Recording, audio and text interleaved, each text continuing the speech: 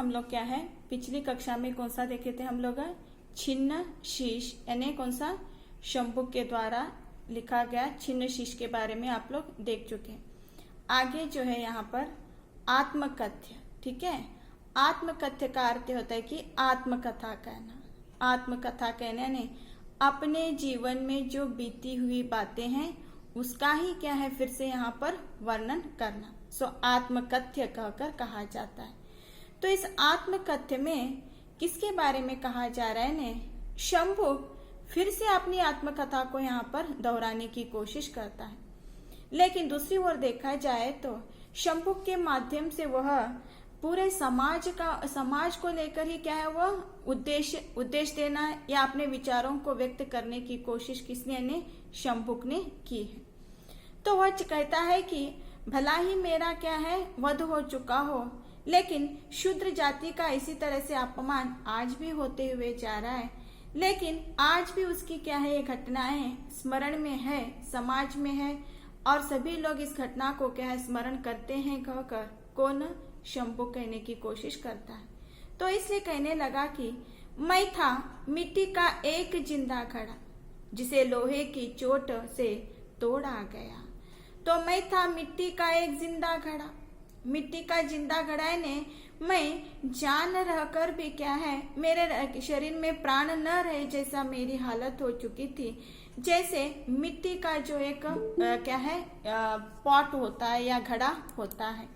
मैं था मिट्टी का एक जिंदा घड़ा जिसे लोहे की चोट से तोड़ा गया। लोहे की चोट से तोड़ा जाना ने मैं निस्वार्थी था, लेकिन मुझे जो है इस प्रकार से वध किया गया। फिर चुपके से गली के अंधेरे कोने में टोटके सा छोड़ा गया। तो मुझे किस प्रकार से क्या है इस पूरे विशाल से समाज में या पूरे इस विशाल से विश्व में मुझे चुपके से एक कोने में क्या है मुझे छोड़ा गया। मुझे छोड़ा गया ने कोई मुझे जो है आगे बढ़ने के लिए कहा नहीं गया है, और मैं जिस प्रकार से क्या है तपस्या कर कर एक अपना स्थान पान में चाहता था, लेकिन मुझे कहीं एक जगह क्या है किनारे छोड़ा गया। उससे जो बूंद बूंद बहता रहा, जल नहीं आदमी का खून था। तो उससे जो बूंद बूंद बहता रहा, जल नहीं, तो बूंद बूंद जलता रहा। इन्हें क्या है मैं जिस कार्य को करने के लिए क्या परिश्रम मैंने किया था, पूरा क्या है मैंने अपने आप को समर्पित कर चुका था। जैसे आप लोग जानते हैं कि पहले से ही पता चला है कि हम लोगों को कि शंभुक किस प्रकार से क्या वो तपस्या करता था कहकर, लेकिन जल नहीं आदमी का खून था। यह आपस में जो है जिस प्रकार से लड़ाई झगड़े हो रहे हैं वर्ण भेद नीति को या वर्ण जाति को लेकर, सिर्फ इसमें क्या है खून ही खून नजर आने लगा। जिन्होंने ठिकरे उठाए उन्हें दिख पड़ा मैं था मिट्टी का एक जिंदा घड़ा। तो कैसे ने जिन्होंने ठिकरे उठाए उन्हें दिख पड़ा, जिन्होंने इसे सहन किया, जिसने इसे क्या है संभाल लिया, जिसने इसके लिए कठिन मेहनत किया, उसी ने देखा कि वह कैसे ने एक मिट्टी का जिंदा एक घड़ा बन चुका है, यानी किसी काम योग्य वह नहीं। मिट्टी का एक जिंदा घड़ा बन जाना यानी किसी योग्य वह नहीं रहना। देखा जब लोहू का लाल बड़ा सा थक्का, उन सब के मन को भी लगा अचानक से धक्का। जैसे ही शंभुक की मृत्यु हो जाती है या शंभुक का वध किया जाता है, तब सभी लोगों को जो है धक्का पहुंचाया। सब लोग जो है अचानक स्थगित हो चुके, सभी लोगों के मन को एक गहरा सा ठेस वहां पर पहुंच गया। लेकिन यह कहानी जो है आज भी क्या है हम लोग सुन रहे हैं कि शंभुक का वध किस प्रकार से हो गया कहकर। उन सब के मन को भी लगा अचानक से धक्का, यानी जो व्यक्ति आगे बढ़ना चाहता है, जो भी कुछ घना कार्य करना चाहता है, कुछ योग्य कार्य करना चाहता है, तो उसके कहीं ना कहीं उसके मन को क्या है एक ठेस वहां पर पहुंच जाती है। वो आगे बढ़ना ही चाहता है, पांव खींचने वाले लोग भी बहुत होते हैं। आप लोग देखिए जिस सोसाइटी में रहते हैं सभी लोग प्रतियोगिता करते हैं। यहाँ पर सभी लोगों में होड़ मच चुकी है प्रतियोगिता की। लेकिन कोई जब आगे बढ़ता है तो टांग खींचने वाले लोग भी बहुत होते हैं। कोई भी रहने तो, क्योंकि यहाँ पर कैसा है ने, प्रतियोगिता कंपटीशन वहां पर चल रहा है। सभी लोग मैं आगे आना चाहते, लेकिन आगे आना चाहते हैं, कुछ लोगों का उद्देश्य अच्छा होता है और कुछ लोगों का उद्देश्य क्या है, खराब भी हो सकता है। लेकिन जब कोई व्यक्ति आगे बढ़ते हुए रहता है तो उसे क्या है, आगे बढ़ने से भी क्या है, रोका जाता है। तो इसीलिए कहने लगा कि मैं देख रहा हूं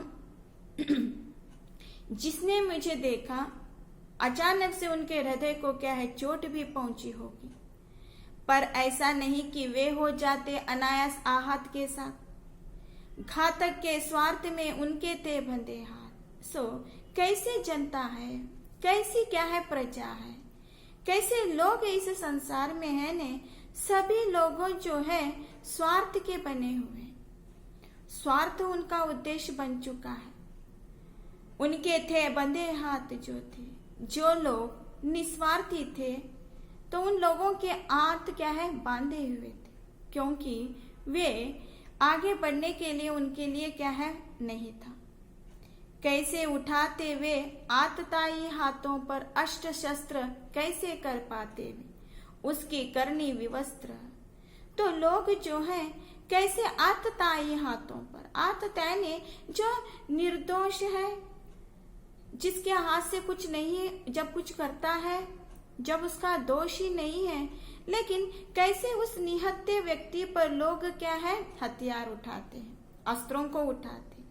देखिए कि युद्ध की एक नीति होती है। युद्ध की नीति क्या है ने, जिस व्यक्ति के हाथ में शस्त्र नहीं है उसके ऊपर क्या है, प्रहार नहीं करना चाहिए। अगर प्रहार करते हैं जिसके पास अस्त्र नहीं है, वो निहत्था कायर कहता है। क्यों कायर कहता है, निहत्था कहता है ने, अगर युद्ध भी करना है तो बराबरी के साथ ही वहां पर करना होता है। बेचारे के हाथों में क्या है, शस्त्र नहीं है, अचानक से उनके ऊपर वार करना, ये सरासर युद्ध का क्या है, नियम का उल्लंघन किए जैसा होता है।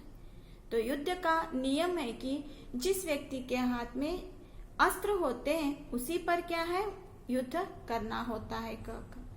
लेकिन घातक के स्वार्थ में उनके थे बंधे हाथ, कैसे उठाते थे आतताई हाथों पर अश्व शस्त्र, कैसे कर पाते वे उसकी करनी विवस्त्र।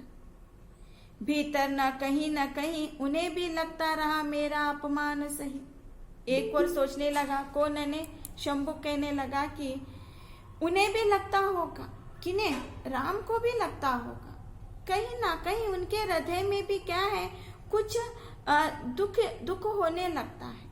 मैं आपको बता रही हूँ कि ऐसे तो देखा जाए तो राम भी क्या है, बड़े ही पराक्रमी शूरवीर हैं, और उन्हें क्या है, सब कुछ क्या है, युद्ध के नियम रहने दो, राजपाट के नियम रहने दो, और प्रजा पर किस प्रकार, प्रजा के साथ किस प्रकार से व्यवहार करना चाहिए, प्रजा को कैसे संतुष्ट रखना चाहिए, ये सब कुछ बातें क्या है उनको मालूम है या पता है, जानते हैं। फिर भी जिस प्रकार से उन्होंने जो शंभु के ऊपर वध किया, तो शंभु का विचार, शंभु के विचार जो है कैसे ने, शायद राम जी को भी क्या है, कहीं ना दुख वहां पर होने लगा। भीतर कहीं ना उनकी एक आवाज भी निकलने होगी कि किस प्रकार से मैंने निहत्थे व्यक्ति पर क्या है, वार किया है। चोट पर चोट पड़ी मेरा तोड़ा जाना, अंततः उनको भी नहीं खला, वे क्यों फंसाते अपना, फंसा था मेरा गला। तो चोट पर चोट पड़ी, मेरा तो तोड़ा जाना, मेरा निश्चय ही था कि जब मेरे ऊपर इस प्रकार के क्या है व्यवहार होने लगे, तो एक ना एक दिन मैं क्या टूट कर बिखर ही जाऊंगा। और उनको भी नहीं खला, वे क्यों फंसाते अपना, फंसा था मेरा गला। वे खुद अपने आप को क्यों दोषी साबित करते, कौन है ने, राम। शंभु को लगने लगा है कि राम जो किए हैं वे गलत किए हैं कहकर लगता है। फिर भी वे राजा हैं, चाहे कुछ भी कर सकते हैं, किसी का भी क्या अपमान कर सकते हैं या किसी का भी वध कर सकते हैं, तो वे क्यों खुद फंसते हैं। भले ही उनकी गलती रहने दो, हम लोग देखते हैं बड़े से बड़े लोग भी गलती करते हैं कहकर भी हमें मालूम है। वो राजनीति संबंधित रहने दो या और कहीं पर भी रहने दो, लेकिन उसका स्थान मान बड़ा है कहने पर वह शायद उसका बुरा भी उपयोग कर सकता है या अच्छा भी उपयोग कर सकता है। लेकिन जब वो बुरा कार्य किए तो भी प्रजा उसके ऊपर उंगली नहीं उठाती। क्यों नहीं उठाती है? क्योंकि जिस स्थान पर वह बैठा है उसका जो मान सम्मान जो है समाज में उच्च स्थान उसे मिला गया है, तो इसलिए कोई भी उसे क्या है उस दृष्टिकोण से नहीं देखता और वे लोग फंसते भी नहीं है, भले वे गलती भी करते क्यों नहीं। तो कहने लगे कि शंभुक वे क्यों फंसाते, अपना फंसाता मेरा ही गला। निकले वध नीति के ही पक्ष में ऐसे दर्शक सारे बेचारे, मेरे कलेजे के टुकड़े ही बस मेरे साथ रह गए। तो वे लोग जो हैं, जो भी समाज में रहने वाले लोग हैं, जो स्थानमान पाने वाले हैं, वध नीति के ही पक्ष में ऐसे दर्शक सारे बेचारे, सभी लोग जो हैं वध की नीति को जानते हैं और सभी लोग उन्हीं का पक्ष लेते हैं और वे सामने वाले व्यक्ति के दशा और उसके बारे में क्यों सोचेगी। मेरे कलेजे के टुकड़े ही बस मेरे साथ रहे, अंततः अंत में मेरे साथ मेरे ही शरीर की अस्थियां मेरे साथ रह गई, जो रह रह कर समाज में क्या है वो कहने लगी। काले रक्त से सने मेरी मृत्यु के प्रमाण बने, जहां पर मैं तोड़ा गया दुनिया ने रहने दिया मुझको वहां ही पड़ा। तो कैसे लोग हैं, यानी जिस ओर मेरा वध हो चुका था, जहां पर मैं गिर चुका था, किसी ने मुझे क्या है उठाने की कोशिश नहीं की है। दुनिया ने देखा लेकिन देख कर भी नजरअंदाज मुझ पर कर दिया है। मैं हूं अब मिट्टी का एक मुर्दा घड़ा, मैं क्या हूं ने अब समाज में एक मिट्टी का मुर्दा घड़ा में बन चुका। घड़ा ने उस घड़े में कुछ भी क्या है नहीं है, वो कैसे है ने निर्जीव बन चुका है। मुझे लगता है कि मेरी दोनों आंखें कई गुनी बड़ी होकर धरती में जड़ गई है और पुतलियां बिना हिले डुले सिर्फ देखती है। अबाध कितना आश्चर्य है कि पलकों से बाहर जाते ही मेरी दृष्टि सर्वव्यापी हो गई है। मुझे सब लगने लगे हैं ऋषि और व्याध है। तो कैसे लगने लगे ने मेरे आंखों के सामने ये सब कुछ क्या है नजर आने लगा है। मुझे लगता है कि मेरी दोनों आंखें कई गुनी बड़ी होकर भी धरती तक क्या है वो नहीं छा गई है और पुतलियां बिना हिले डुले सिर्फ देखती रह गई। ये आंखों की जो पुतलियां हैं क्या कर रही है ने सिर्फ दृश्यों को देख रही है। हम लोग देखते हैं हमारे आंखों के सामने बहुत सारी घटनाएं घटती हैं, ये हमारी दृष्टि भी देखती है, लेकिन हम लोग कुछ भी नहीं कर सकते, कुछ भी नहीं कर सकते ना। हमारे हाथ में वह क्या है पावर, वो नहीं है हमारे हाथ में कि हम लोग कुछ करेगा। इसलिए आए दिन हमारे आंखों के सामने बहुत सारी घटनाएं घटती। जब कोई एक व्यक्ति जब उसे संभालने जाता है या देखते हैं आप लोग एक्सीडेंट हो जाता है या और कुछ आत्महत्याएं हो जाती हैं या बलात्कार होने लगता है, हमारे आंखों के सामने ये सब कुछ होता है, लेकिन हम लोग कैसे है ने सिर्फ पुतलियों के भांति देखते हैं, लेकिन क्या भी कर नहीं सकते, कुछ भी नहीं कर सकते। अगर हम कुछ करने गए तो उल्टा हमें ही लेने के देने वहां पर पड़ने जाते हैं। इसलिए जनता भी कैसी हो चुकी है ने भयभीत हो चुकी है, देखती है लेकिन कुछ भी वह कर नहीं सकती। तो जिस प्रकार से शंभुक मर चुका था, जिस प्रकार से गिर चुका है, समाज में जो हो रहा है सिर्फ उसकी आंखों की पुतलियों से सब कुछ वह देखने लगा है और बिना हिले डुले सिर्फ देखती है। अबाध कितना आश्चर्य है कि पलकों से बाहर जाते मेरी दृष्टि सर्वव्यापी हो गई। पलकों से यानी मैं देखता हूँ सर्वव्यापी को, मुझे सब लगने लगे हैं ऋषि और व्याध। ये सभी ऋषि सभी लोग मुझे कैसे ने अस्थियां दिखाई दे। व्याध ने प्रत्या आत्माएं जो कहती हैं, प्रेत आत्माएं कहती हैं, वो सभी उस प्रकार से जिस ओर मैं दृष्टि गड़ाए हुए रहता हूँ, सभी लोग सभी कैसे दिखाई दे रहे ने, सिर्फ क्या है उनकी प्रतिमाएं वहां पर मुझे नजर आने लगी। जड़ता की सीमा में मुक्ति की ऐसी विडंबना भरी अनुभूति है। तो ये कैसे मुक्ति के लिए मुझे कैसी विडंबना आ चुकी है, मैं आपको पहले ही बता चुकी हूँ कि शंभु का अगर उद्देश्य अच्छा होता तो शायद राम उसका वध नहीं करते थे। ठीक है, हम लोग उसे भी देख चुके हैं। लेकिन कहीं अपनी मुक्ति के लिए वह अपने स्वार्थ को लेकर जब करता है तो सामने वाले व्यक्ति को भी क्या है, वह गलत ही लगता है। तो शंभु कहने लगा कि मेरे मुक्ति के लिए ये कैसी मेरी विडंबना आ चुकी है, ये और मेरी अनुभूति कैसे हो चुकी है। मैं मुक्ति करने के लिए, मुक्ति मार्ग के लिए जब जाता हूँ तो मेरे साथ एक ऐसा व्यवहार यहाँ पर हो चुका है। कितने लघु कीट मेरी देह पर रेंग रेंग रचते वाल्मीकि ने, लगता मुझे बन गया जैसे मैं दूसरा वाल्मीकि। तो देखिए अपने आप को क्या कहने लगा, वो मैं भी एक वाल्मीकि बन चुका हूँ। ठीक है, वाल्मीकि ने, जैसे वाल्मीकि ने रामायण की रचना कर चुके हैं, तो वैसे ही कितने लघु कीट जो हैं रेंगते हुए मुझे दिखाई देते। लघु कीट, कीट मीन्स छोटे कीटाणु, जीव जंतु कहते हैं। मेरी देह पर रेंग रेंग रचते वाल्मीकि ने, ये लगता है मुझे बन गया जैसे मैं दूसरा ही वाल्मीकि। अब तक के अनुभव की अपनी निरहता में मरा मरा ही तो मैं जानता, अपने अंतरतम में त्राता घट घटवासी अविनाशी राम को कहूँ हूँ पहुंचाता।